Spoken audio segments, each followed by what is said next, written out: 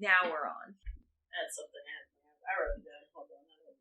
You wrote down a thing to bring I up. have a page in my journal called Intro and Ideas. That's kind of adorable. Thank you! We can cross out mullets equals sexy, question mark? Oh, boy. My opinions have been heard. Anyways. Oh! I started Christmas shopping this week. Carl, I thought we had a deal. What was the deal? You do not start Christmas until November. I'm not, look. September and October are Halloween seasons. The vibe is internal. You have these months. I'm just thinking logistics. Oh, that's fair. No, that's fair. Okay, that's fair. Cindy sent me a message. I think last week she was like, "We have 16 weeks left this year." I was like, "Okay, fuck that's you." Stressful. Why would she do that? She's mean. That's so stressful. Oh my god, I have so many presents to buy. You know what? No, we're not doing this. I am solidly in Halloween season. It is Halloween season. It is Halloween. Starting September 1st. I acquiesce. I concede. I think those words mean the same thing. I do think they also mean the same thing. Somebody's screaming at us. I'm sure. Maybe. No, I get logistically starting to buy presents for people. Part of me is always terrified to buy presents too early. Why?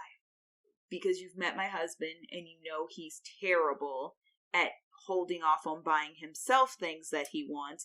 If I bought him presents in October, November, he would already have bought them by the time Christmas rolls around. It is, I literally have to scream at him for 2 full seasons. I'm sorry, 4 full seasons, because I have the 2 seasons leading up to Christmas where I'm like, stop fucking buying shit. You have presents coming. Put the damn wallet down and let me buy you something. And then before his birthday, because my unluckiness is that we have Christmas in December and then literally exactly 2 months later is his birthday. Right.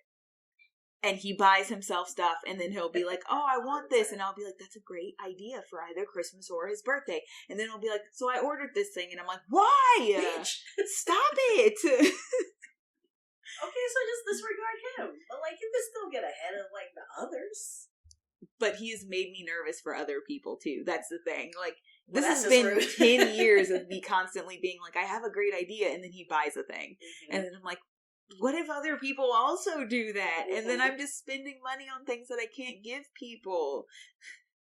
Well, speaking for myself, I know I don't buy myself things that I want for myself. Good. So you're clear on me. You're like the only person I don't worry about, because like I literally, for your birthday, I got you those figures for drawing. You had been telling me for nearly a year at that point that you wanted those figures. No. And so I was like, and I literally called your girlfriend and was like, please tell me she hasn't bought these, because I'm 10 seconds from buying them for her. And she's like, no, she hasn't. I was like, great. So I literally had in my mind, I was like, this is a birthday or a Christmas. We've been talking about this since like after Christmas of last year. This is I got you if you don't get it for yourself first. And then you just kept month after month being like, I really want those figures. I'd never remember that I want something. Here's the thing. I will say all throughout the year, like, oh, I really want this. I really want this. And then Christmas rolls around or my birthday rolls around. Yes. And as soon as somebody puts me on the spot and says, what would you like? What would you like for Christmas? What do you want for your birthday? I immediately go, I have no idea. Your time? I don't need anything. And then like months later, I'll be like, oh, I really needed this. You're just like, this is actually a valid thing to have wanted. Why didn't I? It'll be like full utility. Full utility. I absolutely did need this thing. But anyways, this is a reminder, whenever this episode comes out, it's probably going to be closer to the holidays. Oh, yeah. But, get ahead of it.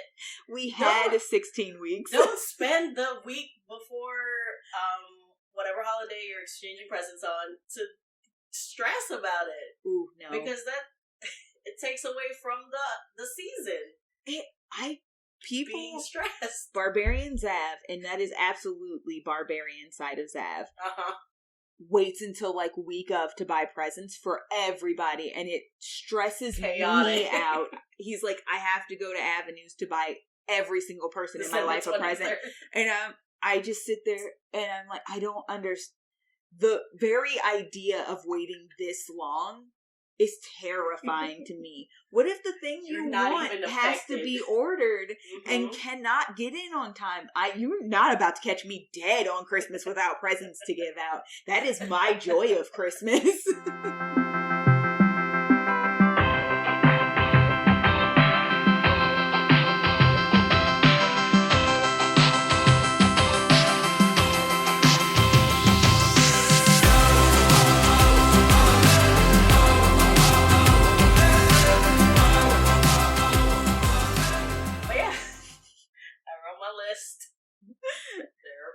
Items next to names. And now I have to start my list because you're making me think about it now.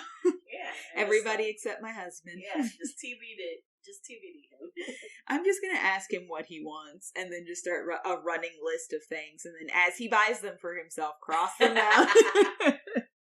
Especially like an anime montage. Just every time, just cross. That's the sound of my disappointed pen going across the page. Did you like that? Mm-hmm. It's punctuated with anger. Anyways, we didn't come here to talk about Christmas, even though I could talk about Christmas. Yeah. We are here. It's a special episode. It's a wild magic surge. Doing special boys. Yeah, buddy. Oh, nobody has any idea what this is but us yet. Okay. So we should start at the very beginning. Hi, I'm your resident rogue, Oreo. I forgot we haven't even done that. And I'm your resident druid, Chow. Welcome, party. Welcome. Today is our Wild Magic Surge. For us, a Wild Magic Surge is an episode where we are not talking about a new character. We are going to be doing something random every Wild Magic Surge. We have a couple of ideas already, so be excited for those. We'll probably do them about once a month. Yeah. Maybe twice, depending on how many Tuesdays. I think the intent is the last episode. Yeah.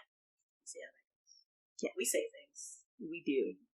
Don't commit to them sometimes. We're not super great at that part, so we started a podcast. But we mean to have them at the end of the month. But basically, a Wild Magic Surge will just be, we will decide a random thing, still Dungeons and Dragons, or tabletop in general related. We might branch out a little bit as time goes on, we don't know yet.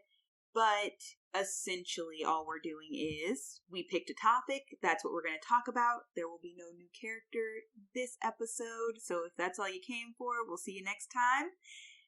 But I do hope you decide to stay. This is going to be a fun one. Baby, come back.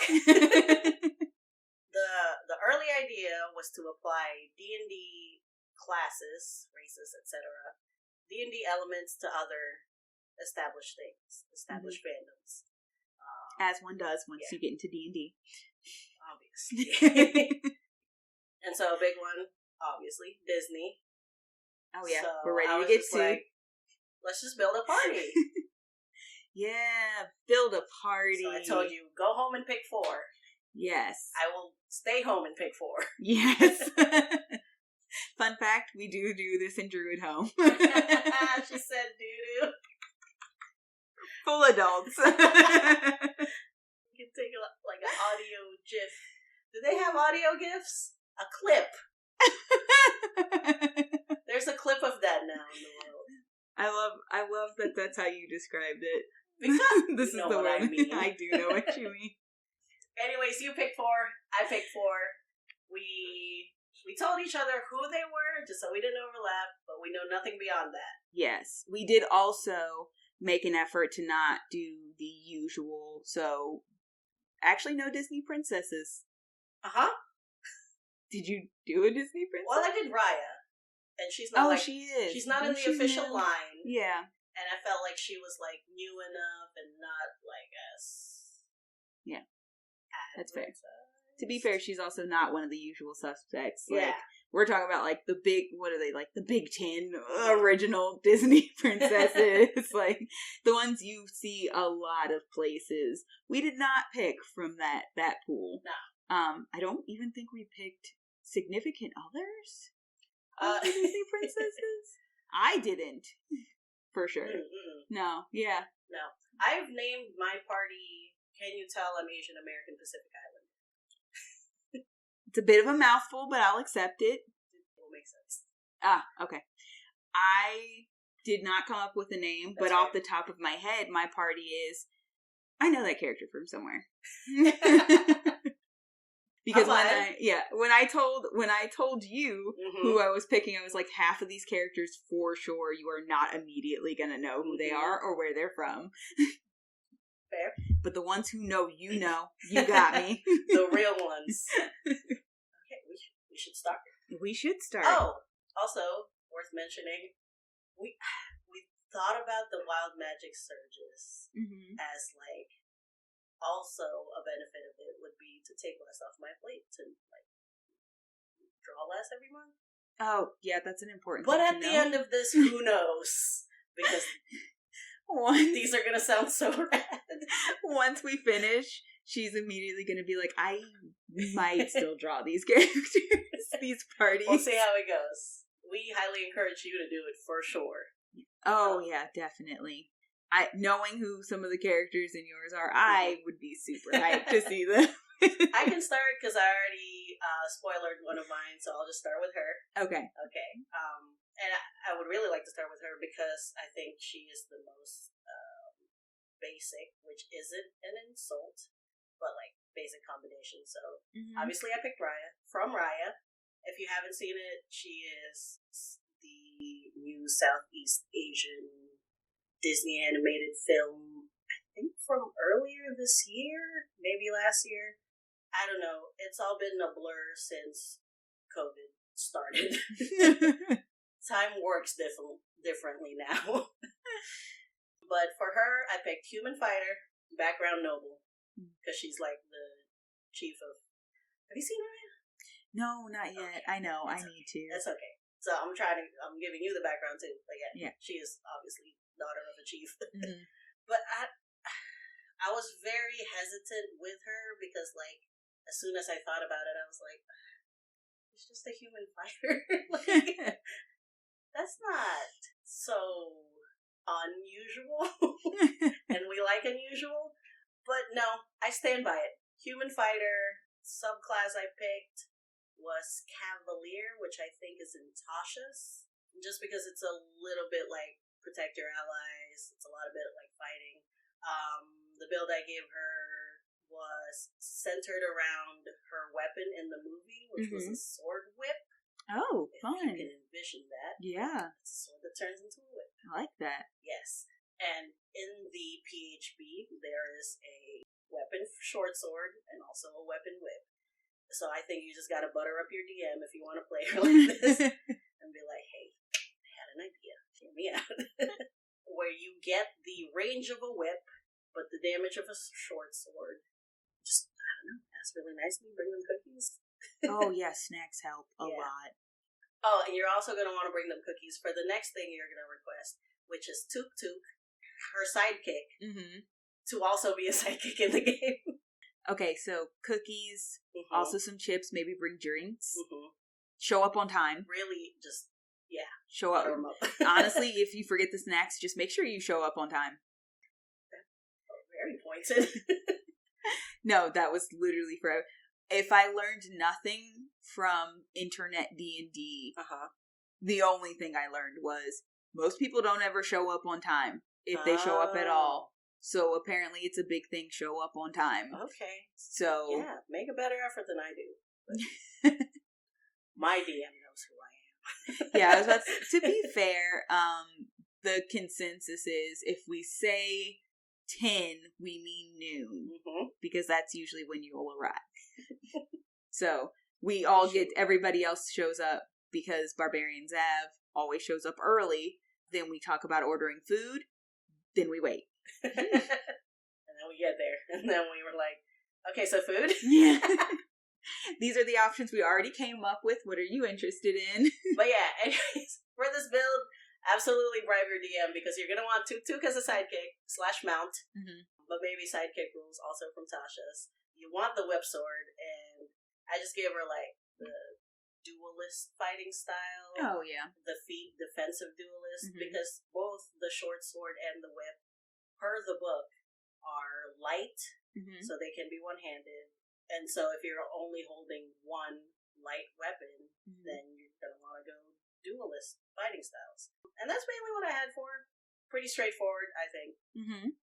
I got nothing else. What you got? Yeah, I was just thinking, it's pretty straightforward, but a lot of those like softer mechanics, like what type of weaponry, and also the sidekick / mount, like those do cause a lot more differentiation in the character. You know, because especially that short sword whip combo is not usual at all. Good. I rewatched the whole movie. I was like, what makes her unique from other human fighters? Other than she's like, a great character. I guess I'll just start right from the beginning with the very first character that I thought of for mine. Felix. As in Fix-It Felix from Wreck-It Ralph. I absolutely love. What made you think of? So I immediately thought of Wreck-It Ralph, and then my knee-jerk reaction was literally everybody would pick Ralph. It's super easy. Something big and beefy. Definitely a barbarian. I did not want to pick Ralph. And then I was going through the roster of characters, but I immediately went Ralph Felix because that's essentially his quote-unquote opponent if you're going by their actual video game. Right. And I was like, oh, he's a gnome. And then absolutely. Yeah, and then I was like, oh, artificer. Oh, Felix is fun. And I did not look at anybody else. Everybody else was immediately out the window. I was like, why don't more people consider Felix the D&D character? So Felix, obviously, we'd have to give him a last name since he technically doesn't have one, but gnomes have the funnest last names just because... No, so... First name and then Felix. So the way gnomes work, it would definitely have to be like his nickname is Fix-It. Oh. So he would be Felix, Fix-It, or they would rearrange it to be Fix-It, Felix, I don't know, Gimbal Shanks or something like something, because they have the most fun Did name. you just say Skimble Shanks? No, I said Gimbal Shanks. Okay, it's different. It's different. Okay. I would not catch you out of the blue. That's rude. No warning. Okay. I'm not going to throw a Skimble Shanks at you out of the blue. I will give you fair warning. But no, I love the idea of being at a table and calling someone Fix-It. Yeah. Yeah. Just, hey, this is my friend Fix-It. I don't know why you pointed up. Down here. No, he's in a tall chair. That he built himself. Yep, he's really good. That's why we call him Fix-It. Why do I fix everything I touch? That part also just like spoke to me on such a level, like trying to like break into something or something like that. It just in a normal D&D shenanigan, the anti-rogue, and accidentally makes the lock better. Just full nat one. I can't stop fixing it. But then the hardest part for him, honestly, was picking his subclass, right. Because I was like, well, Artificer makes so much sense because he is very, like, tool heavy. That's very Artificer. But I don't know. He can't be an alchemist. Yeah. There's no potion making in this we don't have game. as many Artificer subclasses. And then I was like, well, Artillerist is way too aggressive also. Like, that's not what we're going for. So it came down to armor and battlesmith, and at the end I was like, battlesmith makes the absolute most sense. It's way more tinkering than armor, and armor is way more about actually creating armor. There's no armor for him. Like, Ralph even ends up in armor. Right? He wears overalls and a polo. Just full handyman attire. There was nothing there that was like full armor for Felix. No. Okay. And he doesn't. He's, I think, like, one of the only characters who never touches armor. Like, never ends up in armor. Right. So it made the absolute least amount of sense. So I decided we would just go Battlesmith, because that makes a lot of sense. Mm-hmm. And I know you get like a Steel Defender or something like that. You can take it or leave it if you want. If you want, it would be super funny to make a Steel Defender kind of like Ralph, or even his little girlfriend. And that would be cool. Power couple! Yes! And, like, so if you wanted to play with that and actually add in... I didn't know where you were going. I was like, okay, he would just make, like, a construction crane? No, that's a much better idea. But here's where I'm probably going to throw you off the absolute most. Okay. His background is folk hero. Folk hero. No, I'm not throwing off. Yeah, so it was his video game. Yes, and that's exactly why I picked it, because I think my first inclination was maybe, like, clan crafter, because his literal technical job is like fixing it. So clan crafter makes a lot of sense. And then I thought about it and I was like, no, but like the actual premise of his entire creation was constantly saving this apartment building from Wreck-It Ralph. He is the hero of this game. So folk hero actually makes the most sense as a backstory. And that's how I made Felix. Yeah. Which I would absolutely love to see him with just like, I don't remember her name anymore, but Jane Lynch's character. It's like that's all you remember. That's a valid thing to remember about that character. It was Jane Lynch. But yeah, I love it. I like that you chose folk hero, because I like to steer away from generic villains. I get it. I love it. Also, Jane Lynch's character as like another D&D character, also fun. Yeah, see, and that's the thing, like, if you just had her fully as a character, because she was another one I thought of, but I had already stuck so hard on Felix as a character, and I did not want to pick more than one Wreck-It Ralph character, and I was so set on Felix at that point, I was like, maybe next time, maybe next time. So if you want to just, like, full pair off a gnome and, like, a human or something, like, and just make a full power couple, please absolutely do. And in that case, definitely just make the Steel Defender like a mini Ralph or something. That would be awesome. Yes, that would be so cute. Alright, my turn. So, I also thought about, okay, a party is a healer, a tank, and 2 DPS. So, we have Raya for damage. We'll go on the tank next, which is the first person I thought of. Which is Stitch, from Lilo and Stitch. Now, Lilo and Stitch, I was like, do I have to tell people what Lilo and Stitch is, like Raya? No, I don't. You know Stitch. Yes. Okay.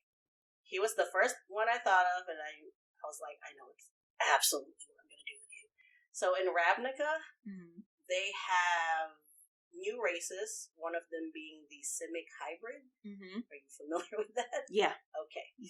And I'm like, those are just experimented on people's, which is what Stitch is, an experiment. So, clearly Simic Hybrid. You get to pick, I think at first level, and then like at third, fifth, some later level, like what sort of like animal characteristic the hybrid gets. So, the one I picked for the early one, out of the options that I had, was they get like a climbing speed. Oh, yeah. Yeah, that makes perfect sense. And then on the second hybrid level up, you get a choice of like what animal body part you get. And I was kind of torn, but I think ultimately I picked the one where you get the 2 extra limbs. Yes. Because it's Stitch. Yes. You gotta pick that one. Yes. So I was very pleased with how perfectly this D&D race could make Stitch. The class I picked for him was Barbarian Path of the Beast. And I was like, wow, this is really... The animalistic nature of Stitch is just really coming along. It's really good. At first, because literally his whole power, like, especially from the beginning, was so rage-fueled. It's one of my favorite parts. This is your anger meter. He's just so red. Like, there's no choice but to make him a barbarian. Absolutely. Lilo highlighted it in the film. The background, I'm not sold on, but I picked criminal. Because that's what he was. He literally was in jail, like, when you first I'm not sold on it because of the, like, actual mechanic of, like, benefit you get from the background. Which would make no sense for him, which specifically. Is, like, knowing other criminals. Yeah. Because he knows Jumba. He does. And, well, Sleekly? No, he becomes a criminal at some point. I'm pretty sure Gantu also becomes a criminal at some point. Yes, yeah, he does kind of know a lot of criminals. Well, you know what? It worked out. So yeah, I got him Simic Hybrid, Beast Barbarian, Criminal. My other notes is that he would take the Tough Feat. Mm-hmm. Well, no, first he would take the Tavern Brawler. Mm-hmm. Because it's like, I just really want this to be like a messy, scrappy boy. Yes. So Tavern Brawler and then Tough Feat. And I think that's Stitch. Yeah. That's him. That's really good. I'm astounded how succinctly there were mechanics for this guy. Especially the extra limbs. Right? That's really good. Mm-hmm. I like this one a lot. And I've not played with at all the Simic Hybrid yet. Same. And I'm kind of more interested in them now. Like, I knew there was some stuff in my mind. I solidly made the joke when you're like, you can pick like an animal characteristic. And I'm like, well, it's not the shark one, which is like swimming or something. Yeah. Super not anything to do with water, but. I think they're like originally in the text, it's like lobster claws or something. I'm like, no. Yeah, absolutely. Literally, none of the water ones. Pass all the water ones. His only weakness. And I don't know, since Simic Hybrid is so like, such an up and in the air race. I don't know if you could pick the size, but also this is another bribe your DM moment. Like, I solidly think you maybe make him small because of like the new update that was made. I think it was also a part of Tasha's. Mm-hmm. You have the ability to like decide if your character is technically medium or small. Especially for some of those races that like it matters, because I know it's like some of the races that are not out yet that are coming out. Super, I have that option. You know, I'm super hyped for the owl people. They have the option of medium or small. So I already have two very distinctly different aesthetics going on in my brain. Characters don't exist yet because the actual mechanics aren't out. Wait for it, guys. We're coming though. I think there's also like a hare race that's coming out very soon in one of the books about to come out. As in rabbits. Yeah. Not as in no, cousin not as in cousin it. HARE. Either way, we're making a character. Oh yeah, even if they had a cousin it race, I would be about it. I can finally play cousin it, my only dream ever. But yeah, so, and they, most, if not all of them, all offer the option of picking medium or small, so I don't think it would be a problem. It might mechanically be a setback, but like, but we favor. You already are so perfectly in line. You gotta do small. You gotta go all in. But that's Stitch. I'm really proud of what I picked for him. Yeah. Do you happen to have like a tank?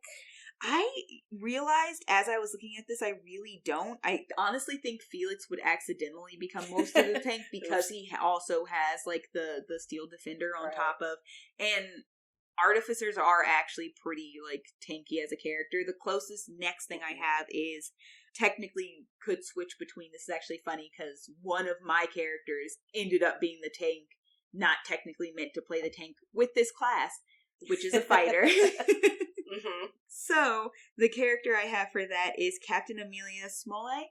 Mm-hmm. Waiting for everybody to not have any idea who that is. If you've seen Treasure Planet, you know. Full confession. I can't guarantee you I've seen Treasure Planet. Mm-hmm. Maybe I have when I was like 6 or whatever. Mm-hmm. So, I definitely made it a point to watch it this week. In anticipation of this, because you gave me that name, and I was like, yeah, sure. Who? Okay. But now I know exactly who you're talking about. But tell the people. Love her. So she is the captain of one of the the non-pirate ship in Treasure Planet. She's so. I love just aesthetically. I love her so much. She was actually very easy to kind of like race and class out. I saw it immediately because she is a cat woman, so she's just a tabaxi. Yes, solidly Disney's tabaxi. And then I made her a fighter because she is a lot more because I did think possibly Rogue Swashbuckler. Yeah. And we talked about this for like a hot second. And then I didn't tell you what I actually made her after that. I just told her I didn't make her the Swashbuckler. Yeah, but it seems like it was begging to be Swashbuckler, so... It seemed like it was, just aesthetically, she runs, it's a literally space ship. Yeah. And so, like, she fights with the sword that she fights with, everything about her aesthetic kind of screams Swashbuckler, except that she is very organized, very, almost, not militaristic, but, like, inline, orderly, structured. Yeah. She is the captain of her ship, and she runs a tight ship. And there's something inherently about both Rogue and Swashbuckler that does not really fit that at all. Yeah. And that's how we ended up at a Tabaxi Fighter Battle Master. Oh, okay. I see that. Yep. I understand everything. Because... say no more. Yeah, exactly. You've seen it. I got you. Very recently. You know exactly where I'm going with this. I got you. And my entire idea was the structure, the command, and that's the biggest part. The command of the people under her and the way she organizes a fight, even though she is very swashbuckly in her own action, and that's easily something you could just play how she fights. The way she actually handles a battle is very much, I'm in command, you go here, we need to set up here, do this, I got this. Like, it is absolutely mechanically Battle Master, hands down. The swashbuckling is just flavor, baby. Yeah, absolutely. And you can definitely have a swashbuckling Battle Master. Meet Captain Amelia. Everything you've told me makes absolutely perfect sense so far. It's so fitting. And then so her background, I went back and forth. Because she had a very soldier vibe to her, and then ultimately I was like, yeah, but at the end of the day, she's literally the captain of a spaceship, so she has to be a sailor. You hate the low-hanging fruit, huh? But so I did. At the end of the day, I gave her the sailor background, because I was like, I would probably just be mad at myself if I didn't just like, background is your past, like... Yeah. And that is solidly... very upright soldier feels is her present. Yes. But she is a sailor first and foremost. So that's the background I gave her. And this was the easiest character to make because everything just fit so clean. The first scene I saw her, I was like, okay. Okay. And also, another movie that's just dripping with D&D content. It's so good. I could probably take you through that entire movie and just name off characters and like, this is their race, class, subclass, background. We would. It's so good. Also, if you've never seen it, I highly recommend it. It is one of my favorites. What is this? 2000? It's technically in the dark ages of Disney, because it came out around the same time Atlantis did. 2002? Oh, well, so close. And a lot of people weren't super about these movies. These are actually some of my favorite Disney movies, so I just enjoyed the dark ages of Disney. I don't really think they were dark ages. I think the movies were amazing, highly underrated, highly recommend if you have not seen it. It's fun. They built It's Steampunk Treasure Island. What more do I need to tell people? Go watch. I did watch it this week. Highly recommend. Go party, go. And then come back. Always come back. All right. Are you good? Yeah. Okay. My next one is my healer. I know you have a healer too. I do. Okay. I picked Baymax from Big Hero 6. Baymax. We love Baymax. Mechanically, for what I've picked, you should put max in intelligence, which makes sense. But his charisma. So high. So high. Peak charisma. Yes. Obviously Warforged. Well, I guess not obviously.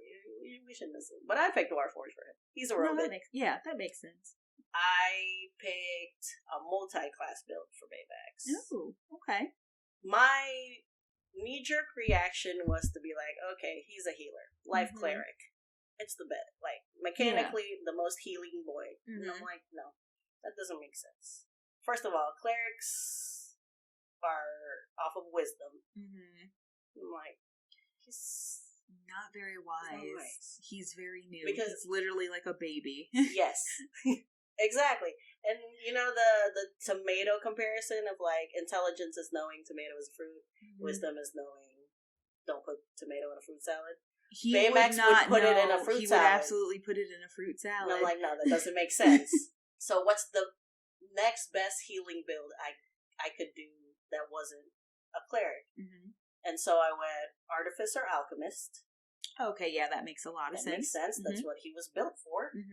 Tadashi is here. He literally, I mean, that makes a lot of, he was essentially a medical assistant robot, so.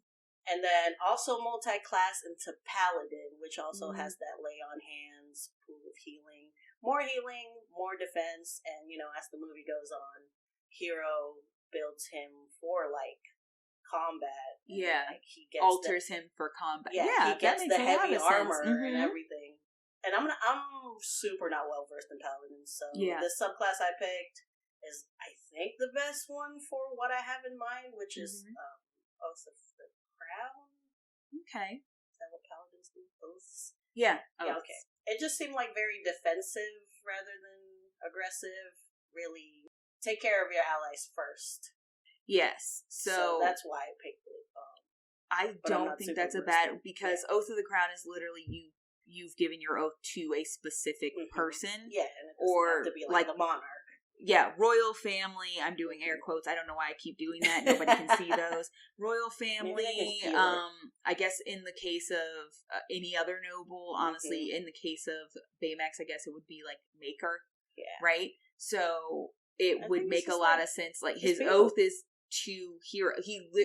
This actually works perfectly the more I think about it, because he is brought online by Hero, and he is not allowed to rest until Hero says he has helped him. I'm satisfied with my care. So he's literally essentially the entire movie oathed to continue to help Hero until he is satisfied with the care he's given.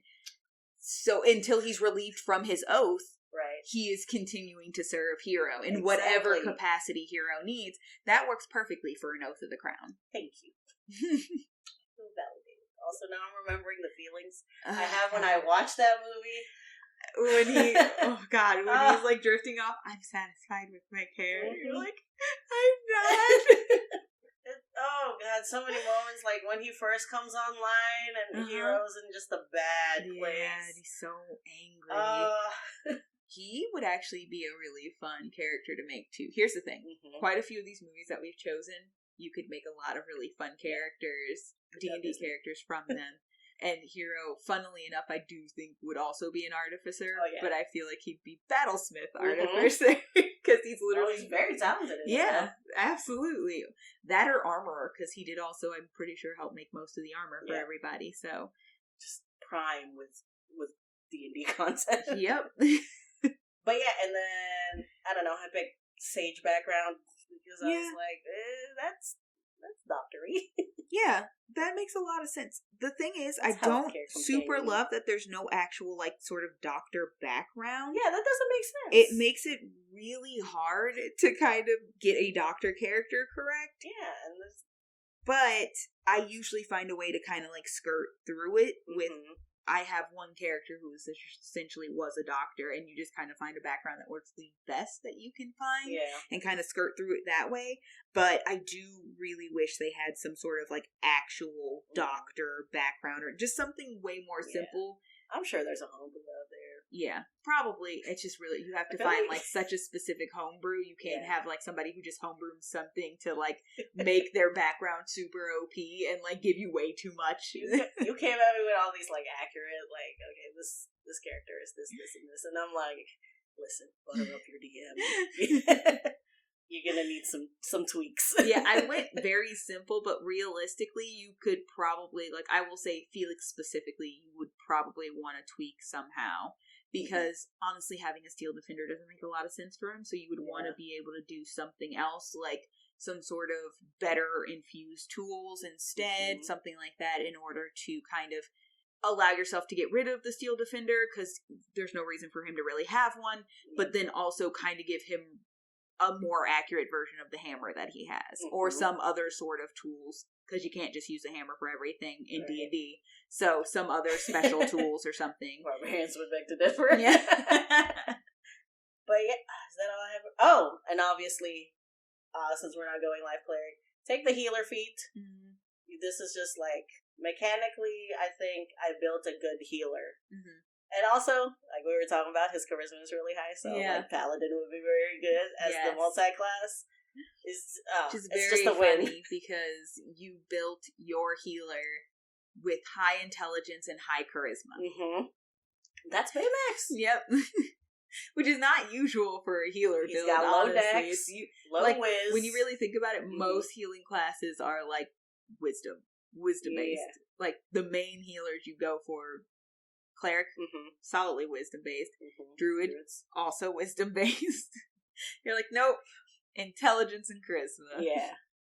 Which is fair. We have no choice if we're building Baymax. Yeah, absolutely, because he's a baby wisdom-wise. He has no idea. Oh my god, I would love to be in a party with him. We should play more D&D. Yeah, you can always have more D&D. You're not doing it 7 days a week, you could always have more D&D. Honestly, just... okay, I'm gonna make a reference. Brace yourself. But you know how in Twilight... The vampires don't sleep. Mm-hmm. That's the one freaking thing that like kind of stuck with me. I'm like, God, not needing to sleep. Yeah, God, I would learn so much. I would learn instruments, languages. Oh yeah, I think that's one of the things that's most disappointing for like Twilight vampires. I'm like, there's like a severe lack of like taking advantage of the lack of sleep in here. Like Edward knows all of one instrument and is like, oh yeah, I just read a lot of books. I'm like, languages, more than one instrument, being handy with all the tools, like just not you just max out like all of your sim skills. He's just like, I got bored, and I'm like, how you could literally do you could learn to do everything, everything you've ever wanted. You could literally just become an expert in something. You could go to NASA. Why not progress? Civilization. Why wouldn't you? Yeah.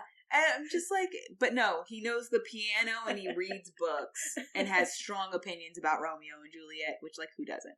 But I sleep and I still have strong opinions about Romeo and Juliet. But yeah, that's just to say, if I didn't need sleep, I'd be doing so much. Absolutely. But okay, you go now. Okay, so since I do actually have a designated healer, we will go to my designated healer. I'm excited about this one. Because you just watched the movie and you remember him. I love him. We love him. And he is Dr. Joshua Sweet. That's going to take him a sec, too. Yep, waiting for people to know who this is. If you don't, or you definitely won't get this, Atlantis. He's our big, beefy doctor man, and we love him Your so favorite much. Disney movie? Atlantis? Maybe.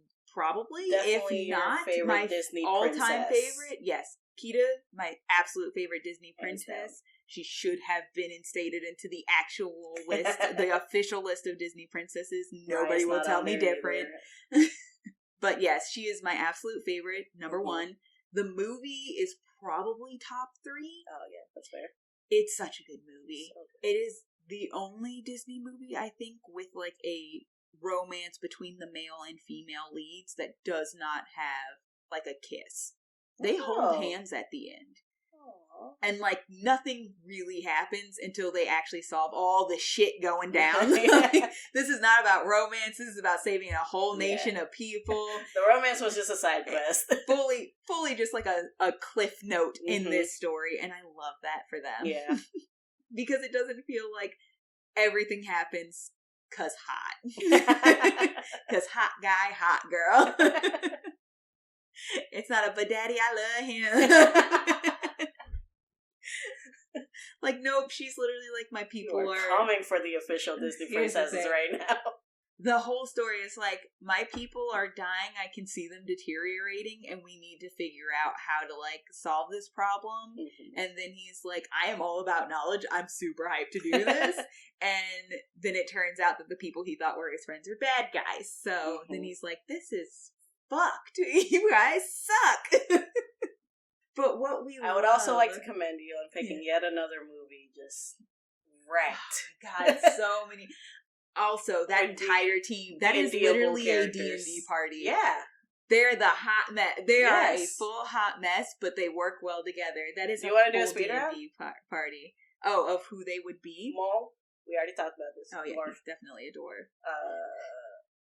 That's as far as we got. Yeah, because here's the thing. Like, his expertise is strange for a D&D character. Yeah. That's right. Okay, maybe we don't do this. Yeah. You know what? Next time we sit at a table and drink. I think quite a few of them are artificers, though. That's fair. Like demolitions expert, solidly an artificer class. Yeah, definitely. Okay. But specifically, my healer for the party. Yes, we're back. Is obviously a cleric. He's the doctor. He's the doctor. He is blessed. Absolutely. He is a cleric. Mm-hmm. I made him an order domain cleric because he does talk about being drafted in the movie. Mm-hmm. His dad was also an army medic. Mm-hmm. So, like, he has this structure. His original idea was just becoming a doctor. Like, he was just in med school, essentially, when he got drafted. And then he became an army medic because of that. And then he started working for Rourke, bad guy. Mm-hmm. But so... Spoilers. I literally just said his friends were the bad guys. So, this has already been spoiled. The one obviously mean guy. Solidly see the movie. But, like, let's be real, that's not a spoiler. He was very obviously mean and up to something. Yes. That's what happens when you're an adult and you watch these movies. You're not surprised by this. You're like, I don't fucking trust that guy. That dude's an asshole. I made him a Goliath because he is very large and very strong. Okay. And that just felt right. I love that. That felt so right. I love that. And I love just the aesthetic of, like, this giant, strong man who's just like, I'm here to heal you. So comforting. Right? Yeah. And that is how, like, I will carry you out of this field. He does make you feel safe. He does. And the personality is peak for D&D, honestly. You would not hate to have this guy in your party. Like, I would love to have this guy in my party. And then Order Domain is specifically because I thought War Domain for a hot second, because I was thinking, well, he's been in war. Like, this is a lot of his life, but war is actually, like, I worship the war gods. Like, I'm here for, like, the fight. He's not. He's here to heal the people who are fighting. He's not really here for the fight. So Order Domain is respecting, like, the law and governing of the land. That makes a lot more sense for a soldier. Mm-hmm. And that's the background I gave him also, because had he not been drafted, I probably would have given him something like Sage or Cloister Scholar or something like that, because he was going to school to learn to be a doctor. But he literally ended up in the army, so soldier makes the absolute it makes the absolute most sense. And then when he ends up with the team he's with, that is also a very it's not technically military, but it's very militaristic. Yeah. So it makes a lot of sense for him to have the soldier background. Mm-hmm. And then, like I said, Order Domain is way more about keeping order, following the rules, following the laws, like staying structured, but not like, yeah, I'm here for the fight and destruction and all, like, that you kind of get with, like, a War Domain. So that's what I went there. Keep making sense again. I love him as a character. This is a great build. I'm super hype about this. It would feel really good to have him at the table. Yeah, like, the personality alone. Here's the funny thing, though, because he's also, like, the first one who stepped back. Mm-hmm. When like everything went down and they were like, and he's like, I thought you guys, like, these people are gonna die, and he was like, I can't keep moving forward with this. These people are gonna die. Like, these are we didn't expect people to be here when we did this. Mm-hmm. That's why I signed up. There weren't gonna be actual people here. We were going to ruins. These aren't ruins. These are lives. Yes. And first and foremost, he is still a healer. Mm-hmm. Over everything else, he is still a doctor, and he's not about to let people die like that. So, and I'm just like, that is just peak, and I love it. The loyalty on this man is beautiful. I can picture, he might have already did in Unsleeping City, but Lou Wilson from Dimension 20. Yes. He would be perfect. It does, like, I do feel just the slightest vibe of that from, like, a Kingston Brown. Yeah. It's not quite the same. I feel like if you jump back into, like, his history, he probably was so much more like that. Like, just a full, like, beefy doctor man. But yeah, it kind of gives you that vibes. Yeah. Oh, God, he just feels so safe. Great healer. Yes. Great healer. That's what you want out of a healer. You want safety. Mm-hmm. I know you're actually going to give me the heal spells I need. I wasn't expecting Goliath, but makes super sense, and I do love it. Because I was like, he hulks over everybody. Yes. Human just doesn't sit right. Yeah. You know what I mean? That's fair. Yeah. That's fair. Last one? Last one. Okay. The last one is Maui. From Moana. Let me reiterate the name of my party was. Can you tell I'm Asian American Pacific Islander? I wanted to pick somebody from Moana, but not actual Moana. Just because I feel like people have already assigned her stuff. Because, you know, she's been around a little longer. She's more popular than, like, Ryan, these newer ones. But I still wanted something from Moana, and I was like, okay, well, we gotta go Maui. Maui gave me a little bit of a hard time. Not the race. Race was easy. Asamar. Because he's a demigod. And then I couldn't decide.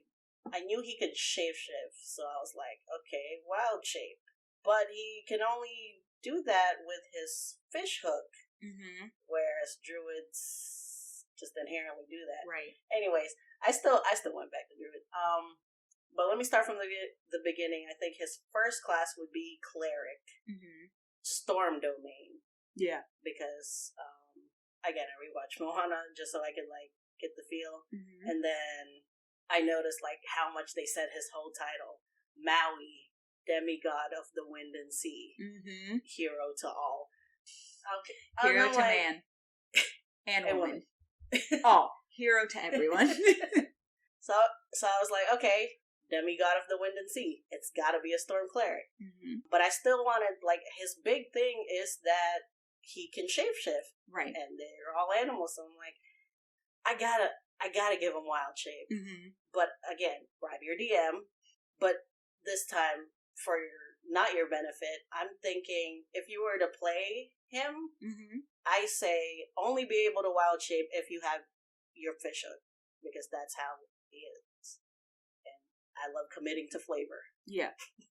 That's fair. But I gave him Circle of Moon Druid just because that's the most wild shapey one. And the other ones didn't feel right. And then I gave him the sailor background. Yeah. Because Maui. But yeah. Other than the classes, everything else made perfect sense. And obviously his hook is his spellcasting focus. Yeah. So, but other than that, very straightforward. I love my party. I love your party too, honestly. You truly made me more excited to like hurry up and watch Raya. And then I'm not gonna lie, I was surprised to hear cleric for Maui. Well, like, when they were talking about his background, like, Grandma Tala at the beginning, and then, you know, as you find out more about him, his human parents yeeted him, and then the gods chose him. They chose to give him this life. Yeah. And I'm like, well, isn't that clerics? The gods choosing you? No, that it makes sense. I just did not consider it. Like, I immediately was like, druid also, just because I was like, though he does, like, all of his shapeshifting is animal, it makes sense for it to be a druid. And then I was like, well, no, you could also give him something that gets polymorph. Yeah.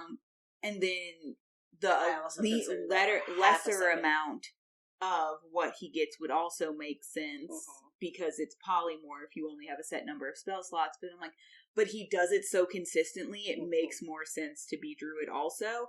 But then there was other aspects of him that I'm like, I'm not sure how you work the rest of this in there. Right. Like, this part is easy. The rest of it, maybe not. The only other thing I could see, just because technically he does have some sort of like magic abilities, would be Divine Soul Sorcerer. Because you can't do, like, as much as he sings, you can't do Bard. just because like it doesn't make sense for the rest of his background.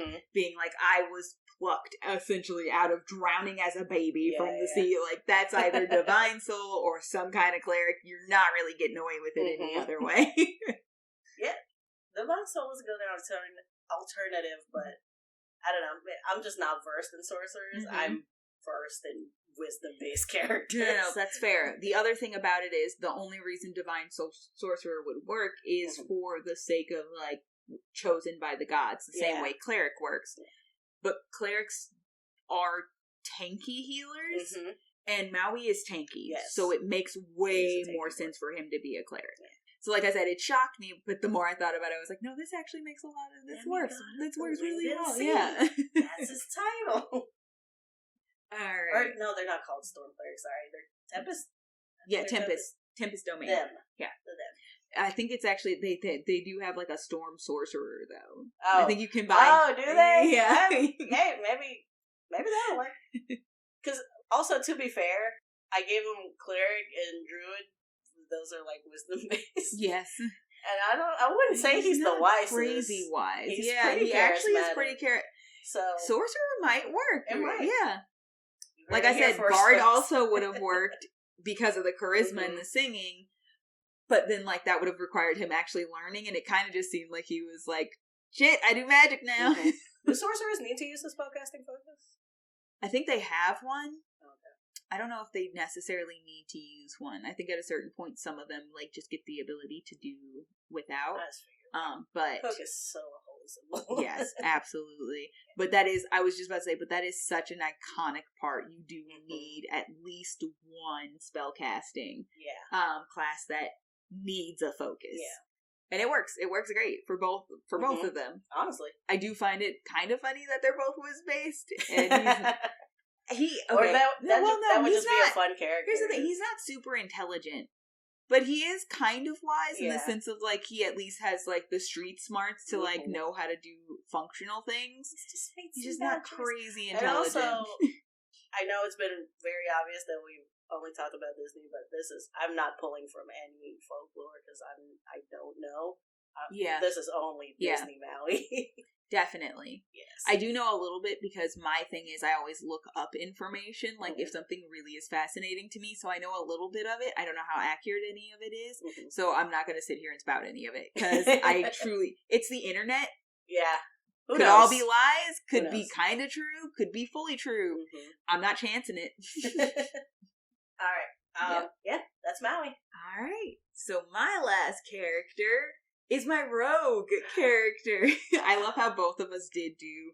I just noticed. You brought in a druid. I brought in a rogue. I gotta bring in a druid. Absolutely. Here's the thing. I did. When I thought of the comp, I could not consider some rogue somewhere. Valid. I just noticed that I gave him my circle. You did. To me. Okay, my rogue I did not give my subclass because it would be very strange to have an assassin in Disney. Too hard, Disney. But I did pick a rogue. I picked Nick Wild. A more familiar name, I think. I know it's a more new movie. It's fresher. It's not from the Disney Dark Ages. Getting closer to the Fix-It Felix era. I picked from like two eras entirely, just two eras. We're in the furry era. We are in the furry era. Which would make sense if you recognize Nick Wild to be from Zootopia. Your foxy friend from Zootopia. They made Shakira into a gazelle, and if that doesn't give you a drop of like, okay, I understand where fairies are coming from. Then I don't know what will. Listen, if Beast didn't touch you a little bit, that was somebody's furry awakening, and you know it. Oh, for sure. I'm not on the forums, but I'm sure. I'm so sure, man. They had like several periods of just like anthropomorphic animal times, so like, who's really to blame? So Nick Wild from Zootopia. Nick Wild, Zootopia, Shifter. I absolutely had to go Shifter. Okay. Because he's a fox, not a cat. Yes. So I could not go Tabaxi, so I couldn't pick anything other than Shifter.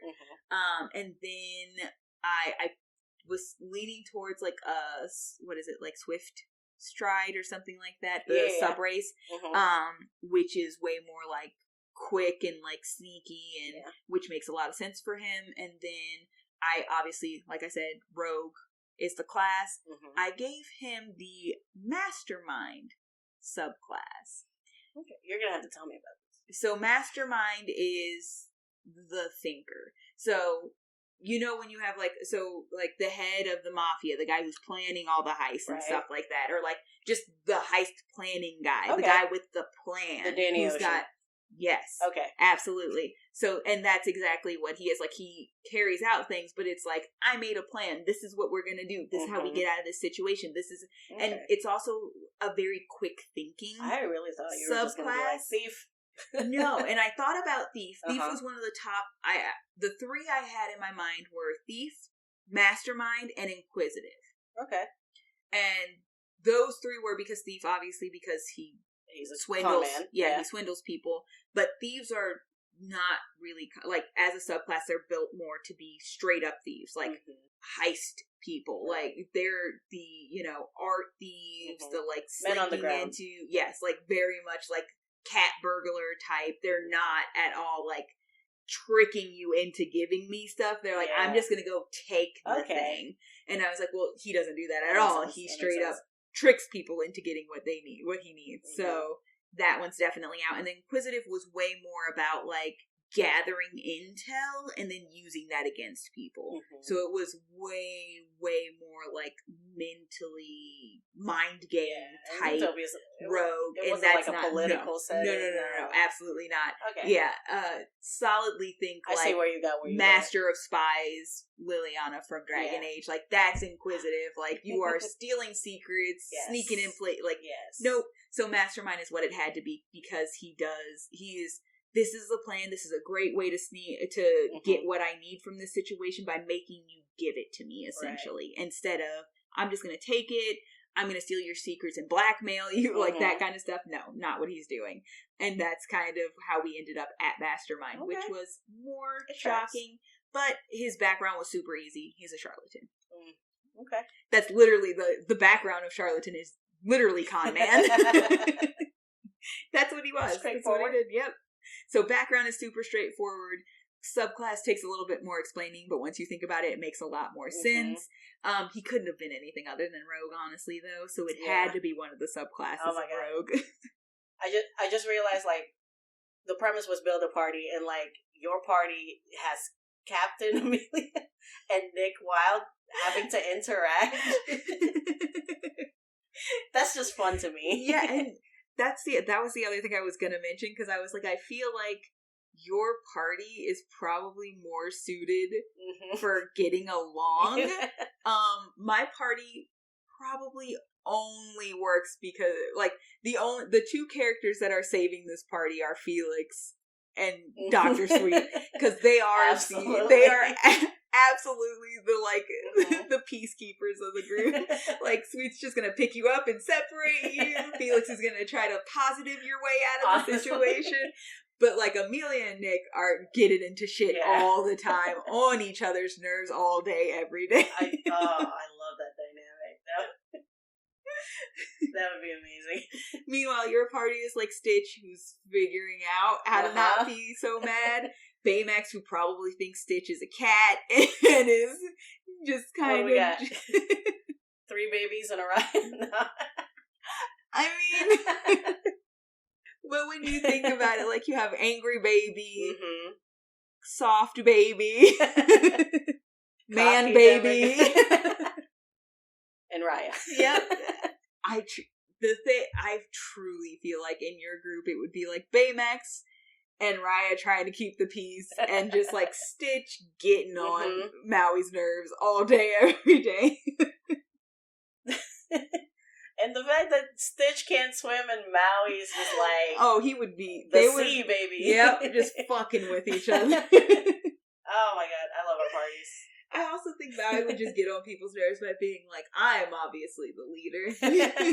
I'm Maui, and Raya would be like, sit down. To that effect, Moana and Raya. Oh, they would have worked so much better. Yeah. just talking shit about Maui. Oh, also, I want to go back. I forgot to mention Raya.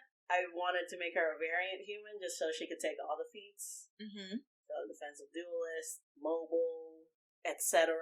I didn't write it down. I don't remember what I meant, but I'm like, no, that's totally fine. But I remember thinking, you can make them very unique with the feats, considering if you're gonna play a human. But I did want to mention that. But I love both of these parties. I don't know if I will draw them, but please, somebody out there draw them. I need to see it with my own eyes. Even if you just give us one character each. Yeah, that would be a lot of fun. I think they would look so fun. Yeah. And so I'm truly just imagining like Felix next to Dr. Sweet. Just the smallest man and the tallest man rolling together. They would probably be great friends, honestly. Yeah. Like, personalities would mesh so well. Yeah. Like, okay, Felix and Dr. Sweet, if they were alone with Captain Amelia... Oh, they would be fine. The party would be great. If they were alone with Nick... Probably also perfectly fine. But all four all together? Nope. It's just fun. But I love this format. I think we should absolutely do it again. I don't know if we're going to do Disney next. We got just like build a party again? Yeah. Absolutely. I'm totally down to do that. What are some options? Are Marvel? Oh, yeah. We could do Marvel, DC. We could do anime. We could do... I don't know. We could do so way too many anime. Like, so many anime. But it's a whole world out there. But definitely we should do this again. That's not what we're doing next, Wild Magic Surge, though. No, it's not. We do have another Wild Magic Surge coming at the end of this month because we are doing about once every... did that one first. Yeah. But I had to get this out. No, we had to do this one. This is the one. This is a great way to introduce a Wild Magic Surge. And like I said, we're doing another one at the end of the month. Yes. But for the rest of the month, we will be doing back to our regularly scheduled characters. More characters. I do have more characters. Never ends. I got another 3 for you guys this month. Then we'll jump right back into another Wild Magic Surge. At least once a month, she's like, "Hey, Shao, guess what? I had an idea for a character." Like, that makes me feel good about our podcast. Continue. Yes, this is exactly why we did this. At this point, Barbarian Zav is not helping me not come up with more characters. He was literally telling me about a Don't Starve Together character, and he was like, I had an idea for how this character would work. Yeah. Wanda? Yeah, he was like, I have an idea for how this character would work. And I was like, oh, a character outrunning time, that's so fun. And then I realized I have a character who's kind of already doing that, but not in the same way. But now the thought is still kind of in my mind. For something similar, but not the same. Anyway, the character I'm actually talking about that I already have in existence, you guys will meet eventually. She is on the roster. She's already created. Oh, okay. No. She's been created. You've actually played with her once, so. I'm not surprised. Yeah. You play a lot. Yep. We can stay to play more. I could always play more. Yes. That's the attitude. But yeah, tune in. We're going back to regularly scheduled programming next week. But I hope you guys like this mix 'em up. Hopefully it's received well, because we'd like to just gab D&D. Oh yeah, definitely. I would love to do more of these. If you guys want to see us build more parties, you can also give suggestions for what genre of part we want to dive into. You know, if you do want to see like something comic, pick a comic universe. We can do books. We could do books. We would solidly have to pick a genre of books to stick to first, though. There are so many books. Only steamy romance. Steamy romance. But they got every kind of steamy romance out there. They do. There's literally... You know about the lady who wrote a book about the coronavirus, right? Like a steamy romance novel about the coronavirus. You know what? You're going to have to wait till next time. I saw that show that's like Love in the Time of Corona. It's not that? No, it's not. That's a TV show that does exist. Also terrible taste and timing. No. This is a woman. So the backstory is she lost her job because of Corona. She got pissed off and decided she was like, if you're taking my job, I'm gonna make one off of you. And so she just wrote like a raunchy novel. It got big mostly because people were in shock and curious. Yeah. And then there's also the people who's just like, this is absolutely my guilty pleasure. Quarantined alone, I need this. But the thing you don't know is the coronavirus it's literally called like Kissing the Coronavirus. It is the male lead of the novel. They literally have everything out here. And that's what I mean when I say there is a genre of steamy novel for everything. Literally, diseases, my dude. We got sidetracked. I think we were saying bye to party. We are saying bye. I'm so happy I got to give you guys that information so we could all live with it. Follow us on Instagram. Yeah, I was just about to say, don't forget to follow us on Instagram. At Rogan Druid. We may or may not have a draw of some of these characters. We'll see. TBD. It's bookmarked. Yep. Regardless. Check out our YouTube, Rogan Druid Pod. Rogan Druid Podcast? Rogan Druid Pod. I'm going to remember one of these days. 5 stars. No, we don't ask for 5 stars. We do ask for honest reviews. Honest reviews. That's all we want. Honestly, all we need. Yeah. If you have pointers to make us better, our ears can be open. Polite pointers. Mm-hmm. You know, we're just trying to make something fun. If you like it, we appreciate it. If you don't, bye, party. Bye, party.